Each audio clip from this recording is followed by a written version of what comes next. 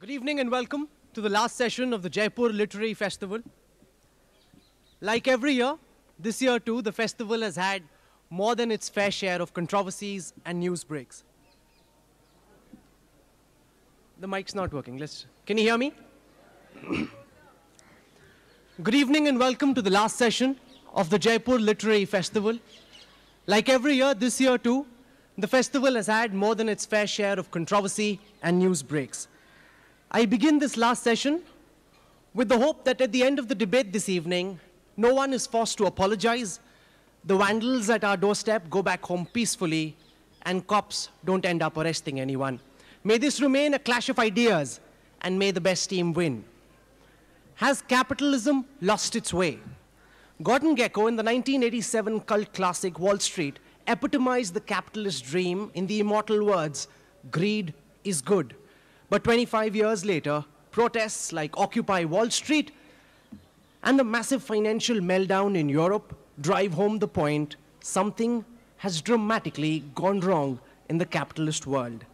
The subprime crisis and the Goldman Sachs crash of 2008 have changed the capitalist landscape all over. Suddenly, big government is no longer an abuse. Taxing the rich is no longer offensive or a show way to drive away capital. The age-old capitalistic credo of consuming your way to economic success has been left shaken. Capitalism for a long time meant big, a bigger car, a bigger house, a bigger wedding, a bigger holiday, a bigger bank balance.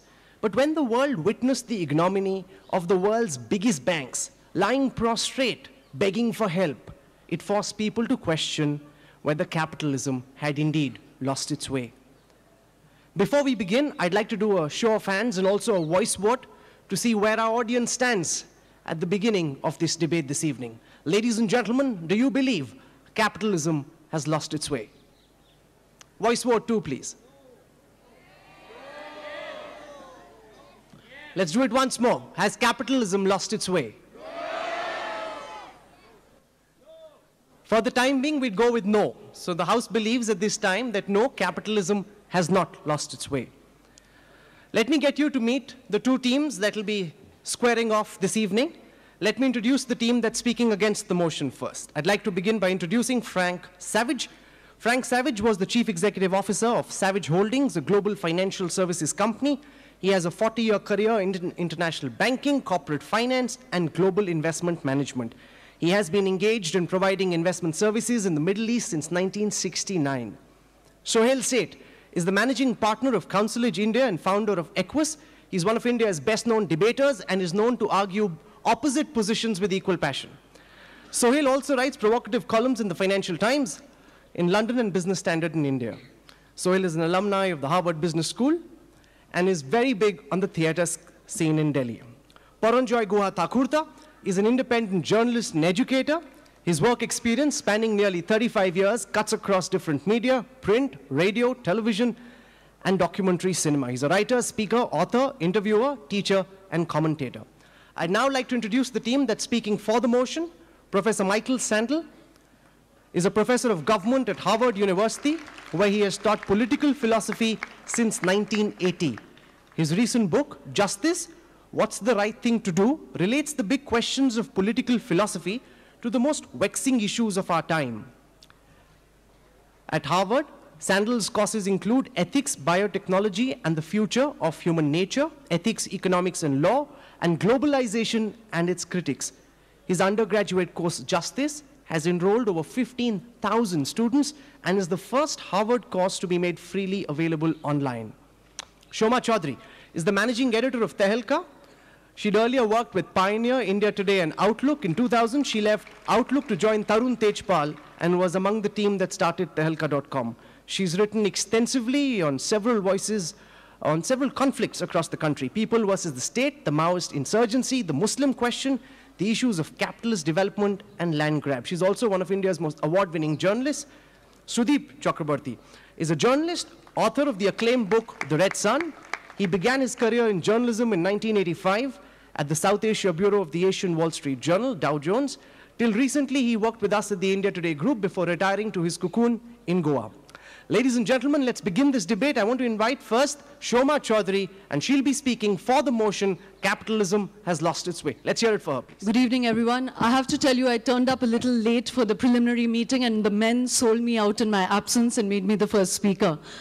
Capitalism has lost its way is a premise that even my opponents are going to argue for.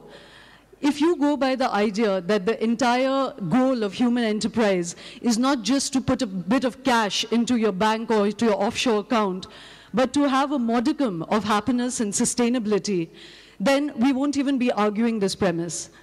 But if I even look at capitalism by its own self-description, which is to amass wealth through fair means, through the free flow of capital and of goods and labor across countries and societies, and to have level and transparent playing fields. Even by its own definition, capitalism hasn't just lost its way, it's fallen off the track and is completely mutilated. Recently, a very senior economist with the IMF, somebody called Davison Budhu, put in his resignation letter, and he said that I think there isn't enough soap in this world to cleanse me of everything that I have done in the name of the IMF. And the IMF is one of the holy trinity of the World Bank, IMF, and World Trade Organization that forms the trinity of capitalism. Why has capitalism come to be the way it is?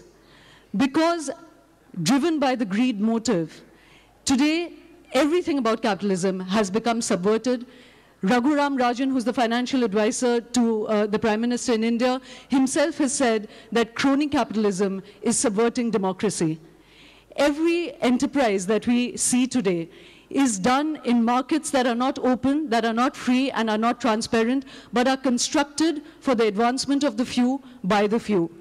Every financial regulation, everything is subverted.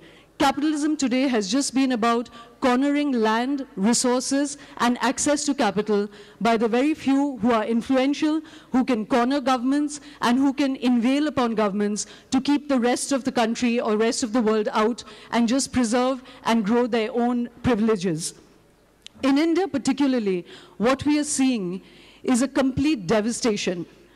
Everywhere in the last 20 years, everywhere across the country, you will see that a certain percentage of our society has grown richer, more privileged, has greater access to global capital, but the poor have got poorer. Not only that, our land and our resources have been cornered and are literally being cannibalized by a very few and a very slim part of our society. Rahul just said that the voice vote was against the motion. But actually, I just saw very few people who are extremely well-heeled saying that capitalism is just fine. If you ask 80% of India how they perceive capitalism, you will get a very, very dark picture. What really happens is that in a capitalist system governed by, by big financial regulatory bodies, the urge is to dismantle everything that will provide welfare, the basics of human need, happiness, health, education, to dismantle structures that provide it in an equitable way, regardless of your capacity to buy that. They want you to dismantle that mechanism and pass it on to profit-driven companies. The problem with passing on all of this, all of human enterprise, merely to the idea of profit, is that it is completely devoid of the idea of empathy. Not only that, if it is not profitable to provide electricity to the last mile village, if it is not profitable to provide drinking water to the millions of people in India or elsewhere in the globe, then corporates will not do it. Whereas the states that we elect are meant to do it.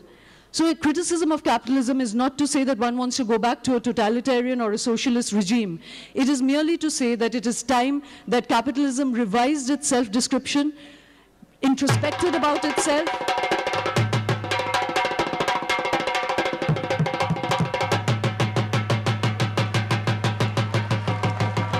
Ladies and gentlemen, speaking against the motion, kicking off proceedings for this team, Mr. Sohail Seth.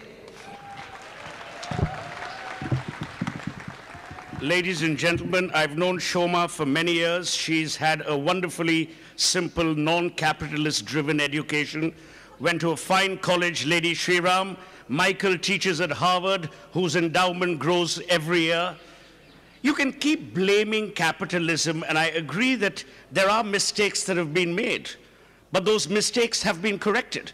And it is an enduring process of course correction. The tragedy is we've started taking strident positions because it's the flavor of the month. It's important to bash banks, it's important to bash the rich, but yet you want to wear brands. You can't have this festival if it didn't have sponsors. You can't have Think and Goa if you didn't have sponsors. So here's what we want to say. Capitalism will continue to lose its way, but to say that it's a finality in terms of having lost its way and it's over is incorrect. In 2008, when Lehman Brothers crashed, it was a wake-up call for everyone. But I want to correct the perception in this house. Capitalism is not about banking. It's about the availability, the creation, and hopefully the fair disbursement of wealth. If that is the leitmotif of capitalism, then capitalism must remain. To therefore say that capitalism is this ogre, is this demon that we must get rid of is silly. It's an unsustainable argument.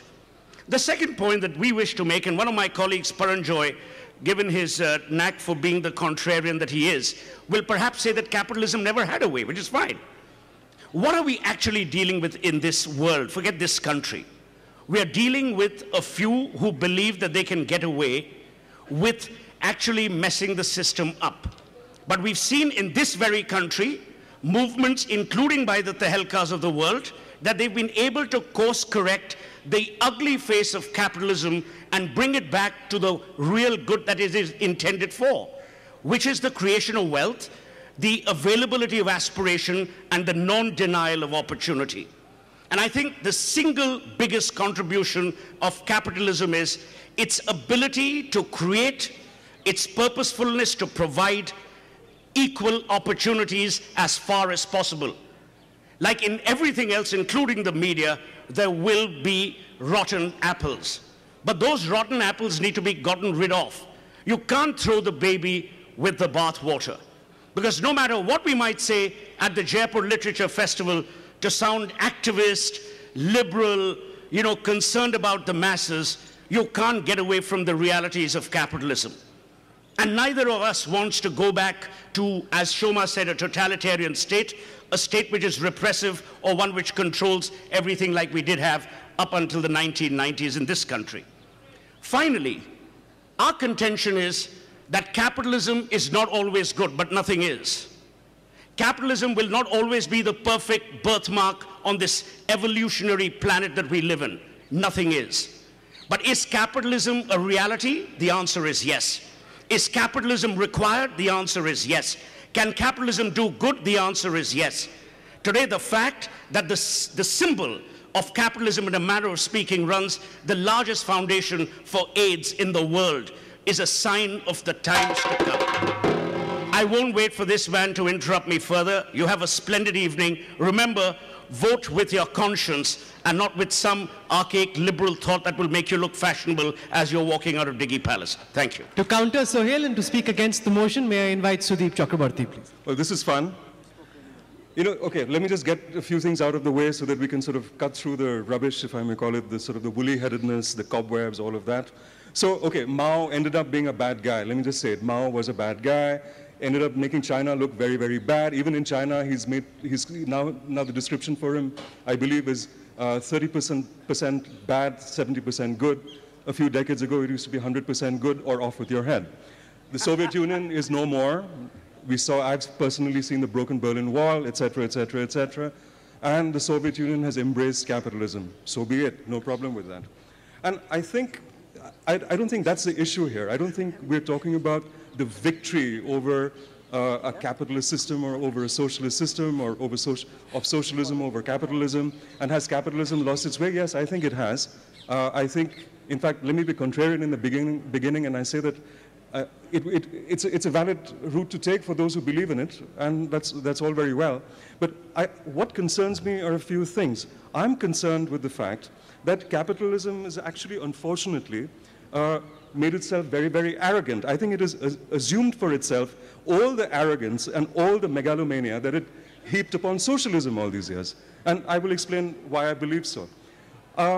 We've been talking about the subprime crisis, we've been talking about all sorts of things, and as this is a literary festival, let me quote from this this gentleman of sorts, a bit of a maverick as well, who George Bernard Shaw, at least I'm not quoting Shakespeare, so you're going to forgive me for that.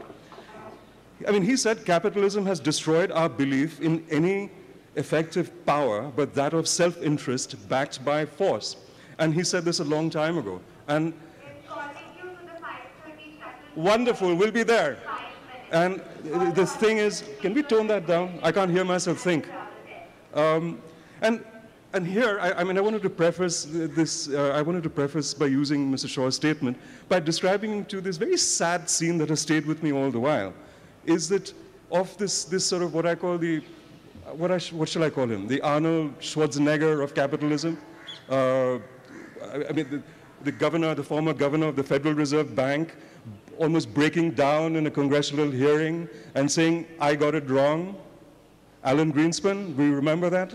I think that was a sort of a touch point in history, if you will. And I'm not saying, I mean, if it's coming from Alan, and he says that we've lost our way, we need to sort of renegotiate these moments, I think there's something over there. And what you know, so Shoma touched upon this in the beginning, and I really believe that, you know, it's, for all that capitalism has assumed for itself, and I think it's assumed far more than just a description of capitalism. It is assumed for itself control over democracy. It's assumed for itself control over free speech. It's assumed for itself all the grand liberal thoughts, which actually runs contrary to what Suhail was saying in a way. And I think that while assuming all these powers to itself, it has also triumphed over them. And we see today the sort of the result of it, the seeds of it, these vast pools of negative energy that have been sown and sort of ripple in our country, thank you, by capitalism that I think has lost its way. We, I think, have grown to treat our own people very, very badly. We do not believe in all the values that capitalism has imposed upon us, and we began to believe very, very strongly. So where is the right to freedom of speech beyond organizations like these and venues like this? Where is the right to speak freely in outland, out there, places that are out of sight and out of an easily digestible mental construct? Where is the freedom of speech there? Where is the freedom of informed consent? Thank you very much. To speak against the motion, I'd now like to invite Frank Savage. I'm a guest in your country, so I don't want to say anything to get you all upset. But I would start off by asking one question. Show me another economic system over the last 200 years that has provided mobility for so many people, that has enabled people to have more control over their own economic destiny, that has helped to broaden the middle class in countries, including here in Egypt. Show me an emerging market, an emerging economy that has not decided to incorporate many of the facets of capitalism, such as a stock market, so you can raise capital, such as ownership of businesses, such as the protection of rights for investors, both domestic and international, and the result to increase of capital that has come into those markets.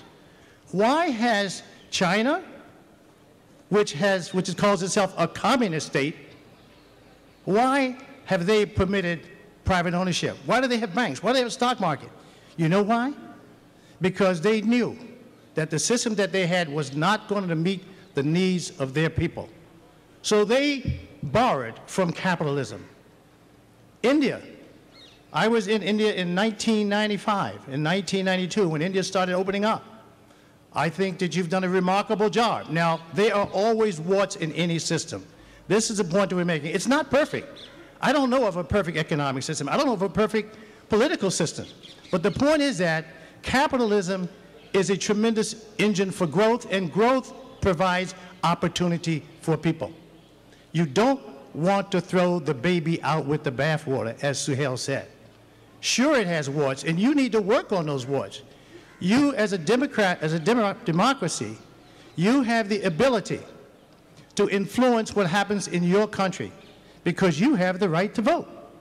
So it's up to you to make your democracy and to make your economic system work. It's up to you. Don't worry about titles, and make your own system. Capitalism has proven to be very flexible and adaptable. You have one form of capitalism in the United States, another form in Sweden, another form in Spain, another form in Nigeria. You have to make your own system. Don't follow a pattern. There's no one pattern. You make capitalism work for you, and it will do so, and it will increase the economic standing and the prosperity and the opportunity for your people. Thank you. Speaking for the motion, I'd like to invite Michael Sandel, please. I want to begin by giving capitalism its due. Capitalism does promote economic growth.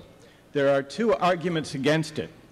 One is the argument that Shoma has raised, and that is the argument that the economic growth that capitalism promotes is not by markets themselves distributed fairly. To the contrary, as markets have come to play a greater role in the global economy, inequalities have deepened. The gap between rich and poor within countries and among countries has deepened. That was Shoma's argument. The second argument against market-driven societies has to do with values, the values that govern the different spheres of life and the different social goods we care about. The second argument in favor of this motion is that capitalism has lost its way because it has wandered into places where it doesn't belong, and that tendency is built in. I'm thinking of family life, community, civic life, health, education, law, criminal justice. These are areas that are properly governed not by market goods, but by other values. And capitalism, capitalism reaches into these places where it doesn't belong. And so the challenge is not to get rid of capitalism. That's not our case. It's to keep it in its place. And that is not an easy thing to do. In recent decades, in many countries around the world, we have drifted from having market economies to becoming market societies. The difference is this: a market economy is a tool, a valuable and effective tool for organizing productive activity and promoting economic growth. We don't dispute that. But a market society is different. A market society is a place where everything is up for sale. It's a way of life where market values and market relations reach into every sphere of life, from family life to community to civic life, and that's the danger. It's really the spirit, the ambitious, overreaching spirit of capitalism that accounts for this tendency to drive out other values. And you can see it in what the most sophisticated defenders of capitalism say. It's a deep assumption, and it's an assumption about ethics and morality. One famous economist arguing in favor of free markets said this: "I do not want to rely too heavily on substituting ethics for self-interest." Why? He said. Because, he said, "I think it's best that the requirement of ethical behavior be confined to those circumstances where the price system breaks down. We do not want to use up recklessly the scarce resources of ethical and altruistic motivation." But this is a misleading metaphor. Altruism, generosity, solidarity, and civic spirit are not like commodities that are depleted with use. They are more like muscles that grow stronger with exercise. A market-driven society lets these languish. Thank you. To conclude our debate and to speak against the motion, Paranjoy Guhata Kurta. Good evening, ladies and gentlemen. My pleasure, my honor, my privilege to be here.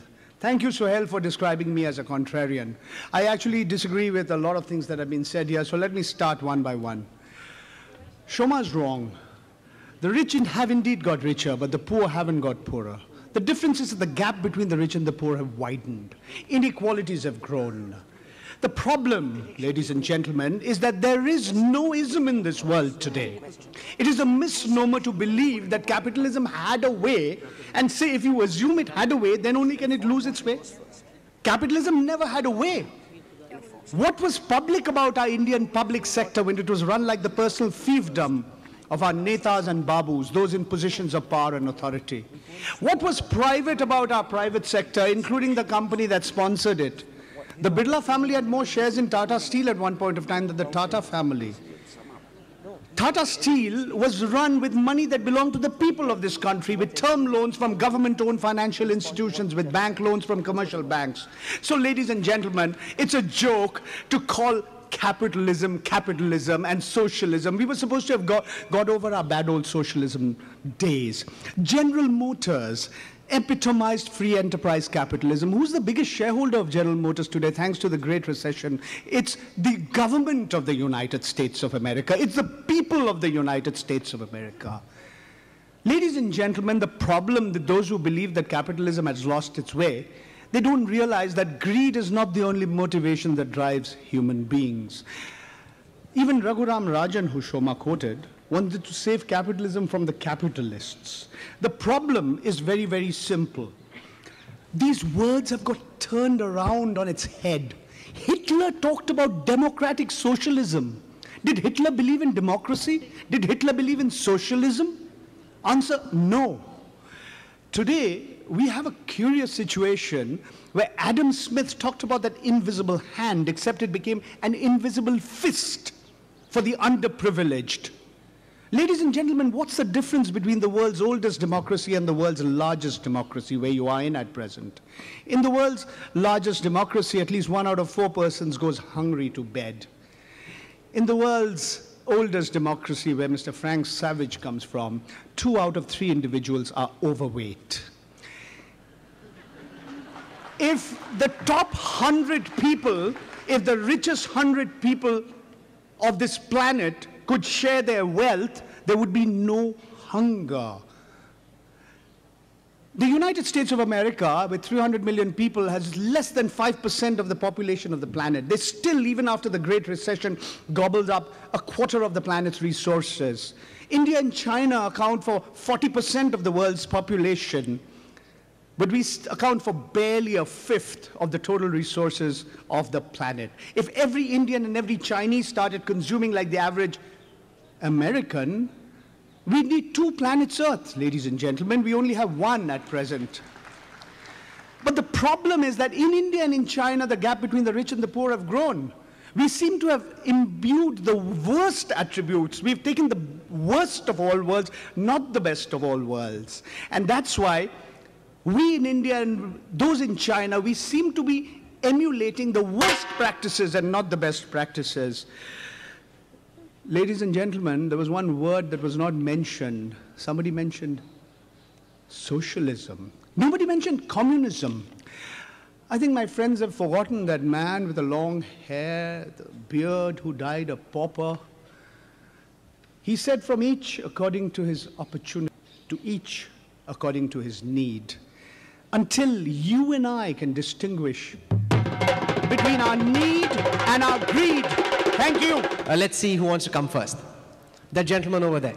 First of all, good to see the topic like whether the capitalism has way or no, because since 1989 I'm hearing about whether the socialism is relevant or Marx is relevant or communism is relevant or not. But the first time this festival has recognized that we have to talk about the relevance of capitalism. So the topic is very good.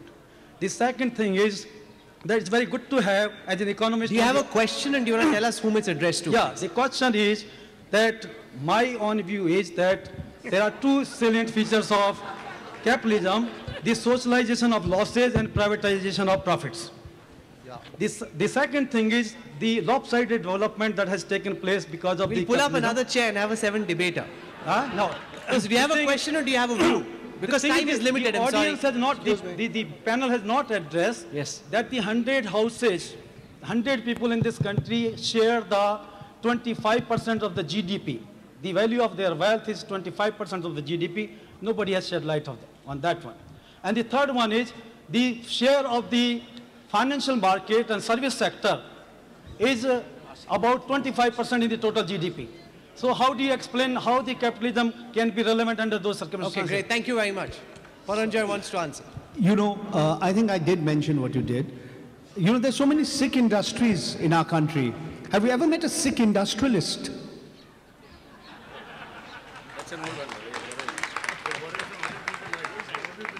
I have to clear your confusion. We have been the canny underclasses and we've put a Trojan horse in the enemy's ranks. Don't be confused, he's arguing for us. Yeah, am I in the queue? This is called match fixing. They put a Trojan horse in. Yes, please. My question to the August House is that is it not imperative for humanity now that instead of justifying lifestyles and values in terms of certain isms, whether it be capitalism or socialism, we actually focus on the fundamental values which are important for human existence, whether they belong to capitalism, for example, say liberty, individual liberty and enterprise when we speak of capitalism, and the fact of distributive justice as very important when we speak of socialism. Is it not important that instead of having a fetish with either capitalism or socialism, we try to evolve a way of life which is conducive and which is more fulfilling for each and every individual? Whom do you address this question? Call it humanism, addressed to the House. Anybody is free to answer. Humanism. You can see how clear the pitch has become, that you can't make out who the opponents to capitalism, who the proponents of capitalism are. Because I have to remind you that this is a debate and we hope to win the proposition that even Suhail and Frank kept bracketing everything they were saying about capitalism by focusing on the warts. Today, we are not arguing that we have to do away with capitalism. We are saying that capitalism has lost its way. We are not discussing other things. We are saying that it needs to introspect, it needs to modify itself, it needs to change its own vocabulary. For sure, there can be no substitute for the free movement of good, for the free opportunity and equal opportunity, equal and transparent markets. But my argument is that that does not exist today, and it does not exist because capitalism has got mutilated and has lost its way. And I agree with you, it needs to acquire new vocabulary. Professor Stiglitz is doing that when he has coined a new index for the GDP, which is the happiness index. If we can attach that to capitalism, capitalism will have a longer shelf life than it right now has. Right. Shoma, if you actually looked at the Western world, the United States and Europe, you would see that in fact capitalism has morphed. It's taken a whole different form now. We have something that you call a mixed economy. This is an economy where the private sector is in a position of driving the economics of the country, but you have regulatory systems which oversee those to protect the people from being abused, to protect the provision of health care, of schools, of education, of roads. And we as capitalists, and I count myself in that group, recognize that we have a great privilege, and we've been given a great opportunity, but we also have an obligation to help the country to solve the problems of the shortages of education, food, health, etc. So there is more of a collaboration now, because we all recognize that we can't be pure capitalists or pure socialists. We have to take the best from these systems. There'll be an opportunity for interjections later. Shoma has the habit of hijacking shows, so we won't allow that to happen. We want to take some more questions. There will be 2 minutes for you to interject and to rebut each other. The lady in the pink. My question basically deals with the fact that the major argument against capitalism seems to be that the distribution of income is not proper in a purely capitalistic society. I want to ask the people who are supporting this notion as to, is it possible for them to name such societies where communism or socialism has prevailed, and the distribution of income is extremely amazing, and the people there live completely in equality? The countries of Scandinavia, Norway, Sweden, Denmark, that Finland. was for people on the other side. I answered the name. Those countries are not communist countries, not by a long shot. No, so you can't say that they represent a system where you have an equal distribution because it comes from capitalism or comes from socialism. That's not the case. No, again, I just want to clarify that. Well, the thing is that, as Shoma and our side have said earlier, that the point is not that we don't need capitalism and so on and so forth, but it has lost its way. And in this particular case, let's just relate it to ourselves where we are right now. I think I brought up the fact that capitalism has sort of been corrupted over here. It's been sort of, it's arrogated for itself all the bad things that ought not to happen. And I think we're in a situation right now where people are living in a state of denial as to what this capitalism can do. It is actually fueling, in my opinion, a lot of the violence that you see around in India. People are forgetting the other aspect of capitalism that sort of stands up for protecting your constitution, your rights, your freedom of speech. All of that is being subjugated by, in fact, the notion of capitalism as it has come to be today, when you're not allowing people in the communities free, prior, and informed consent to give away their lands. Corporations are mistaking corporate social responsibility as meaning just you put up a clinic somewhere or something else, and that'll make people happy. And you'll take their land by using state as an extension of corporate will. I think this is how capitalism has been corrupted in this country. I think it is sincerely, I believe that it has lost its way. And thanks very much to Tata Steel for supporting this tent and whatever. But I think we need serious introspection here. I think we need to be honest about where we've gone wrong. The gentleman in the black jacket there. My question is specifically to Professor Handel. That the very basis of capitalism is creative destruction, and when you see that people to get ahead will take to move ahead in a capitalistic society may take means that may be immoral. So what kind of ethical values or a system will you propose in such a scenario where we live today?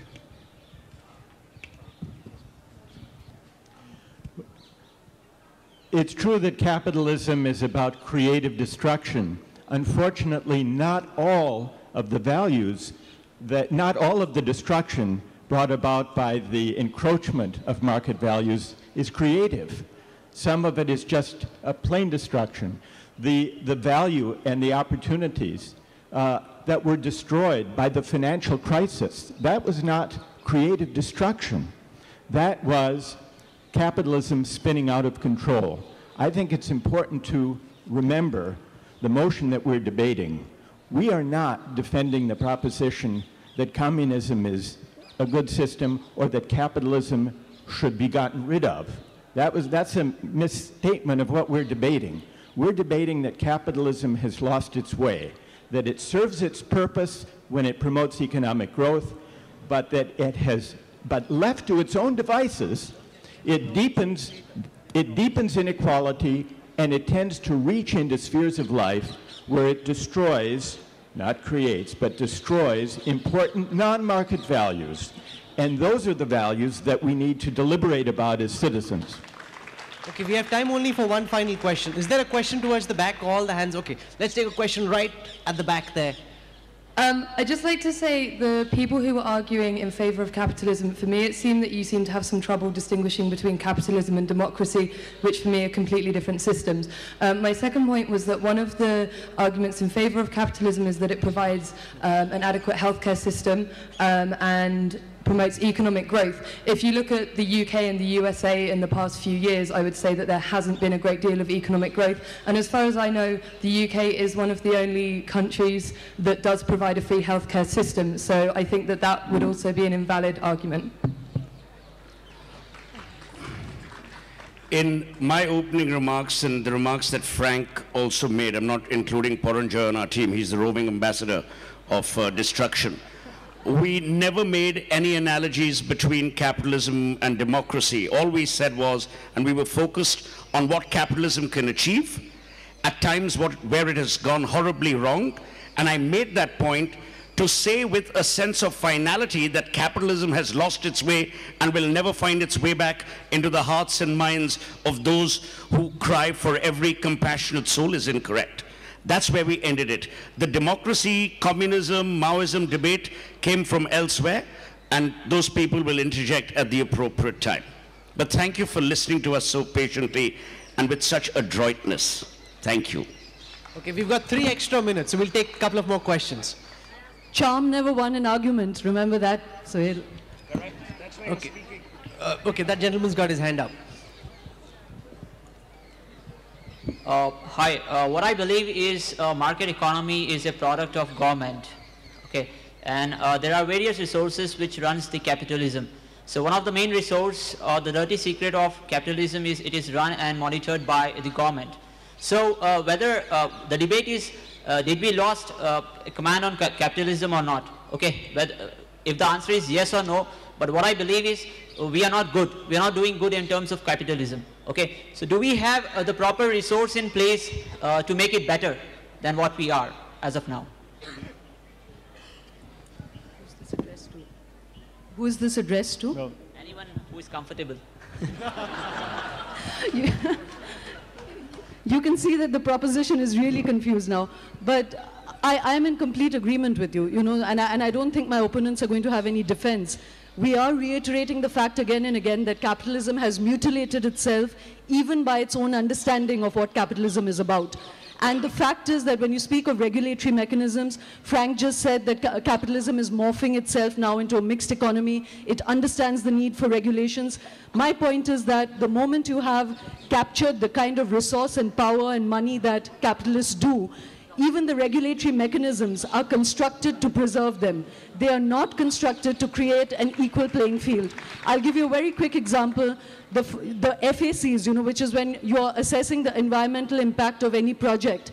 Across governments, certainly in our society, across the states, the assessment of a project, its viability, the impacts it will have on the society around them, is done by the corporates themselves, and governments accept that. That is the kind of completely opaque and dishonest regulatory mechanisms under which capitalism today is functioning. Another good example is that you just mentioned about distributive justice. We'll come to distributive justice when we first have justice in the way that wealth is created. Today, you're cutting off opportunity for everybody. The drums might go off. Just imagine the drums going off right now. Okay. Okay, so what we'll do is we've got time for each of the speakers to make interjections and rebuttals for 2 minutes. We'll reverse the order and we'll start with Paranjoy Thakur. Okay, I'm pretty clear which side I'm on. The isms just don't make sense anymore. It's wrong to sort of look at capitalism as democracy and communism as absence of democracy. It's ridiculous to mix political freedoms with economic freedoms and social freedoms. I want to make a few sentences about India, and I want to support what Mr. Savage has said a little while ago.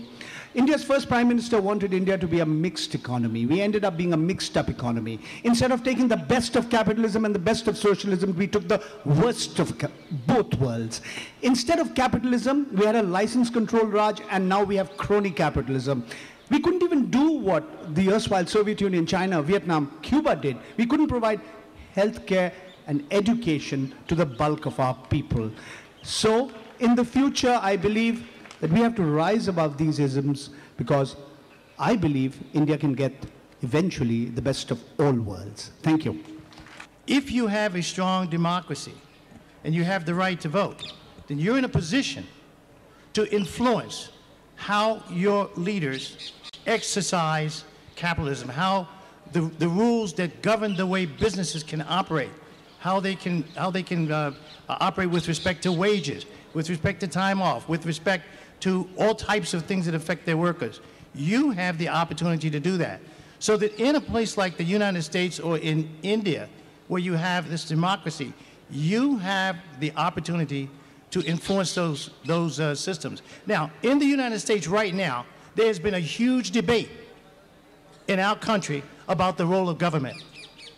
A lot of people in the country, not a lot, but a few people in the country feel, I got mine, and therefore you get yours. And we had a debate about this because Barack Obama is definitely a person who thinks about the people in his country. He wants to take care of them. He wants to narrow that gap between the rich and the poor. He wants to make sure that people don't have to sleep on the streets, that people have health care, that they can send their kids to school at an affordable school. There are a lot of people who have a lot of money who are fighting against that. But guess what happened in this last election? In spite of the fact that billionaires came up with tremendous amounts of money, they lost. The American people spoke. So he has a mandate now to go forward with those social changes. That's what you should be doing here. That's what you should be doing here in India. That's what you... He's good, he's good. Sudeep Chakravarti. Thanks. Frank, just to make up for all of that, thanks very much for demolishing Paranjoy's contention that democracy and capitalism, or the political system and capitalism, have no relationship whatsoever. So thank you very much for putting the motion in our favor. Now, the thing is that, again, I would just flag a concern because we speak in terms of abstractions over here. And I live in the real world. I don't know what world you guys live in. But I would like to say that, I think we need, as a democracy, as a proponent of progressive capitalism, which I am actually a proponent of progressive capitalism, I think we need to safeguard as citizens the bills that are there in Parliament right now, which are not being converted into act because the corporate world is whittling away at all the advantages or all the dues. Actual due process is being subverted. And I'm not speaking as a communist here. I'm speaking as a capitalist piglet, by the way. And what I'm saying is that we are subverting the safety that we're building, the Constitution and the Parliament is building into the system by over-listening, perhaps, to the interests of the corporation. And I think we're helping, all of us are helping to make India an even more unsafe place by doing so. I think we need to safeguard that. I just wanted to flag that concern. We can debate about isms and capitalism and socialism and communism, but please let's accept that we're living in a real world and work to make sure that capitalism does not indeed lose its way. How about that? Sohail Seth. Just so that your decision-making isn't mutilated further, no pun intended, our contention has been as follows. Capitalism has lost its way seems to suggest that there is no hope of recovery. A. B. Capitalism is not the National Highway 8, that there's one single road to one single destination. For the bad that capitalism is often blamed for, and perhaps for all the right reasons, there are people in India, a Yusuf Hamid of Sipla or a Poonawala, who are creating vaccines for AIDS, for polio, at costs that no state, no government could afford if it weren't for the engines of capitalism. So let's understand the realities. Reality one, we can't do without capitalism. Reality two, the fact that we recognize that capitalism in some areas is flawed is also because capitalism powers the engines of the so-called free press. Finally, our belief is not about democracy, socialism, blah, blah, blah. We're simply saying that don't throw the baby with the bathwater. Don't get trapped into an idealistic world which is shorn of reality, because you can't turn the clock back. It's important to see the time in a fresher perspective. Thank you. Shoma. You know, Suhail just said something that is completely insupportable, which is that governments don't have the resources to do medical research. If you can have a 70,000 crore scam, if you can have a 1,65,000 crore scam, then certainly we have the money to research in medicine and do it in a way that is productive for our people. The fact is that capitalists are subverting the system, and that is why we have 2% of our budget devoted to healthcare and research, and we have almost 14% or 20% devoted to defense and buying of more arms. But the argument again here is not that it's a millennial argument that capitalism has to be thrown out. We are arguing that capitalism has lost its way. The fact that it is looking for new ways of regulating itself, as Frank and Suhail themselves are arguing, is proof that it has lost its way. It's only when you lose your way that you look for new vocabularies. You look for new signposts because you've lost your way. I'm urging that capitalism needs a drummer. It needs a drummer that will keep it in its place, that will create a new sort of regulatory mechanism. And the thing that we haven't touched on at all is that another reason why capitalism has lost its way is because it is so dependent on the idea of consumerism that it has met its social, moral, and ecological limits. The planet cannot support an economic system that is only dependent on the idea of consumerism. Let's remember, in this country, almost 70% of our population lives outside the arena of the stock market and organized capitalism, and it does just perfectly well. We are a food-secure country because there are farmers out there that are not part of a huge mechanized factory production of potato chips. Thank you so much. Thank you, ladies and gentlemen. This House began by saying, no, capitalism has not lost its way. We heard some very compelling arguments about the possible alternatives to capitalism, both socialism and communism having failed and failed miserably, about the billions that capitalism over the last couple of centuries has pulled out of poverty, and also the global meltdown, which shows very clearly that capitalism somewhere along the way could have possibly lost the plot. I don't want to sit in on judgment. I want you to raise your hands and do a voice vote as well on the motion, has capitalism lost the way?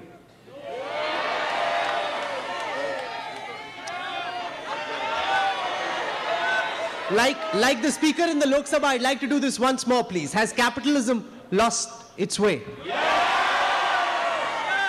Well, the House began by saying, no, capitalism has not lost the way, but I'm afraid towards the end, the House has changed its mind. Capitalism has lost its way, has carried the day. Ladies and gentlemen, let's hear it for the winning team, please.